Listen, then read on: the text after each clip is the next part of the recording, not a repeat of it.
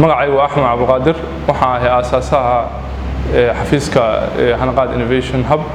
Hanaqaad Innovation Hub waa incubation center caawisa dhalinyarada leh hal abuurka fikradaha ganacsiga iyo tiknoolajiyadda anagoo siinayna dhalinyarada programmo hagid ah iyo tababarid ama capacity building programs.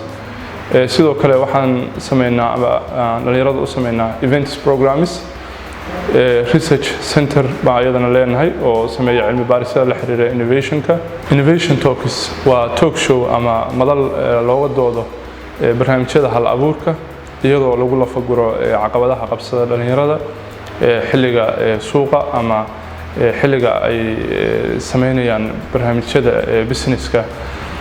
sida awgeed waxaan ugu dhalisay inaan sameyno madashan ama talk showgan kadib markaan aragnay dhalinyaradu inay u baahan yihiin dad khubro ah oo ka dooda lana wadaaga caqabadaha dareensiiyana dhibaatooyinka goonida ah oo ka haysta horumarka dhanka innovationska iyo waxyaabo cusub inay curiyaan inaan u sameyno madal noocan oo kale ah si ay maaragtay ayagana ay uga faa'iidaan waxyaabo badan oo khibrad ah doodahaas ugana qayb qaataan ugana mid noqdaan xalka maaragtay caqabadaha lagu xalinayo dhalinyarada haysta dhanka hal abuurka iyo tiknoolajiyadda.